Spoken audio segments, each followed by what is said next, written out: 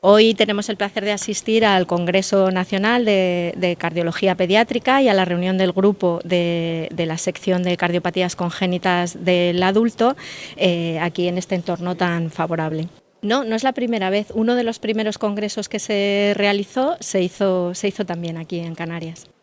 Claro, este congreso se realiza de forma bianual junto con la reunión de la sección y tratamos de traer las cosas más novedosas y los últimos avances tanto en la cardiología pediátrica como en las congénitas del adulto.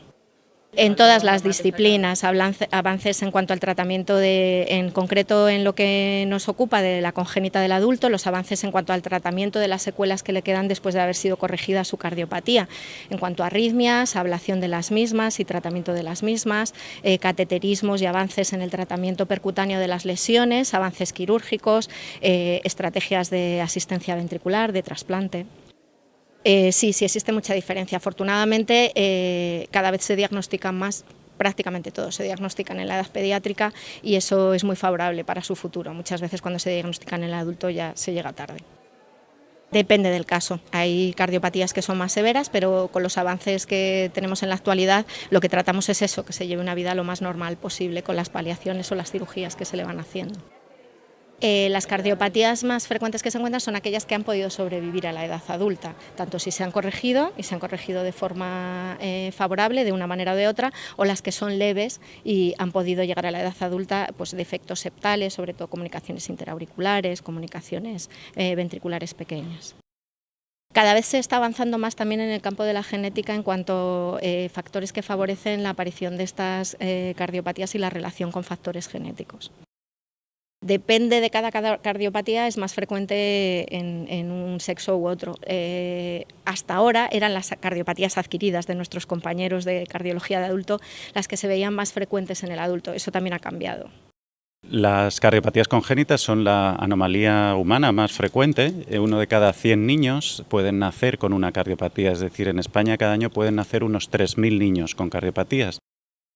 Las cardiopatías graves o aquellas que necesitan ser operadas, hablamos de operaciones tanto por cirugía como por intervencionismo, por catéteres, tienen una tasa actual de mortalidad muy baja. Estamos trabajando desde hace muchos años en conseguir que las cifras sean menores pues, del 5%. El 95% de los niños que tienen una cardiopatía tienen una resolución de la misma, aunque algunos de ellos pueden quedar con secuelas y necesitamos hacer un seguimiento durante toda la infancia, sobre todo en los periodos de adolescencia y, como ha comentado mi compañera, seguirles en adultos en algunos casos en los que no hemos resuelto del todo sus problemas. Generalmente estos pacientes pueden requerir nuevas operaciones, pueden requerir implantes de válvulas, pueden requerir medicación, pueden tener alteraciones eléctricas que condicionen una cosa que se llama muerte súbita y tenemos que evaluarles, intentar que se inserten en una vida social y deportiva normal, pero a la vez conocer sus factores de riesgos para evitar esos episodios, como les digo, de muerte súbita o de fracaso cardíaco que lleguen a necesitar un trasplante, por ejemplo. Las cardiopatías leves hay algunas que no necesitan intervenciones o que son unas intervenciones sencillas en el sentido de que el paciente viene un día, se cierra por ejemplo, una comunicación interauricular por cateterismo y generalmente el resto de su vida va a ser un niño normal y no va a tener que hacer seguimientos. Esos casos afortunadamente son los más frecuentes. Pues la cardiología pediátrica abarca y las cardiopatías congénitas abarcan desde el periodo fetal. Somos capaces de hacer diagnóstico prenatal. Tenemos una parte de nuestros especialistas que se dedican junto con los obstetras y ginecólogos a hacer diagnóstico prenatal. Somos capaces de diagnosticar las cardiopatías, pronosticar las cardiopatías e incluso tratarlas. Va a haber una mesa en la que vamos a explicar qué es eso del intervencionismo fetal. Somos capaces de hacer operaciones intraútero. Sí, más o menos. Es decir, Canarias clásicamente era una comunidad que tenía una alta natalidad, mayor natalidad, por ejemplo, que otras comunidades como Galicia o Asturias. Pero lo que sí se ha visto es que bueno, la natalidad ha ido un poquito a menos en los últimos 10 años, pero en todas partes, en toda Europa, en toda España y, por supuesto, en Canarias también un poquito para abajo, sí. Sí, sí, bueno, eso es verdad. Sí, a partir de enero del 2017 hemos empezado pues realmente a tener una unidad autónoma en la que podemos nosotros hacer todos los procedimientos en nuestra población, tanto pediátrica como en la población adulta. De hecho, aquí en el Hospital de Las Palmas somos centro de referencia para la cardiopatía congénita del adulto de toda la comunidad, de la provincia de Tenerife también. Y somos referencia luego en la cardiología infantil, ¿no? Más o menos ahora podemos estar haciendo intervenciones quirúrgicas en torno a unos 100 niños más o menos al año, y después también procedimientos por cateterismo, procedimientos por intervencionismo, que también son importantes, pues a lo mejor otros tantos, ¿no? Y después en adultos siempre hay ese pequeño porcentaje de cardiópatas que pasan de los 18 años, llegan a los 20 años, y que entonces esos los tratamos también en el hospital de adultos, que es el Negrín, y esos suelen ser como unos 20 casos al año. Lo que sí es importante es que tenemos un equipo funcional en el que los cirujanos, bueno, tenemos cirujanos expertos en cardiopatía congénita y expertos en cirugía adquirida de adulto. Nos combinamos, es decir, podemos pasar de hospital a hospital y tenemos flexibilidad como para poder atender a todo. Básicamente, bueno, en el corazón de los niños una gran mayoría de cardiopatías consisten en agujeros, lo que llamamos comunicaciones interventriculares, interauriculares, y eso pues es una de las, digamos, cardiopatías más frecuentes. Luego puede haber cardiopatías más complejas en las que el niño tenga una baja oxigenación en la sangre, que les llamamos cianóticas, ¿no? Son niños que, aparte de tener esas comunicaciones, esos agujeros en el corazón, tienen algún circuito o alguna malformación en algún vaso que hace que, bueno, pues que esa circulación no consiga tanto oxígeno como debería conseguir.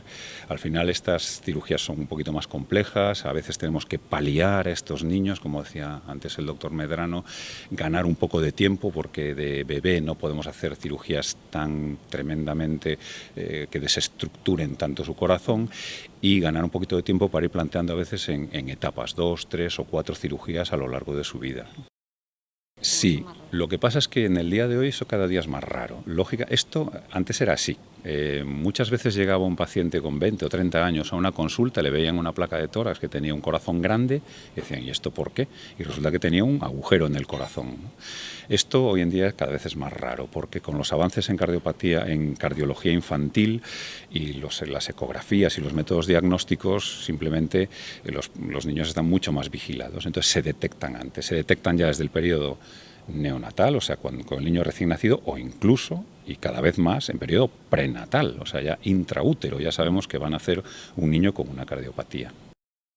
La verdad es que desde el punto de vista quirúrgico, la cirugía cardíaca, siendo una cirugía muy moderna, porque es una cirugía que empezó en el año prácticamente 1960, por ahí, es decir, una cirugía que tiene 50 años de vida, las técnicas quirúrgicas no es que hayan evolucionado mucho, lo que ha evolucionado mucho ha sido la capacidad de que los pacientes y nuestras unidades de intensivos y toda nuestra tecnología ayuden a que esas técnicas quirúrgicas vayan bien y mejoren los resultados. Es decir, la misma operación que se hacía en el año 80 se sigue haciendo hoy para corregir un defecto grave, pero hoy tiene 10 veces menos mortalidad que en el año 80.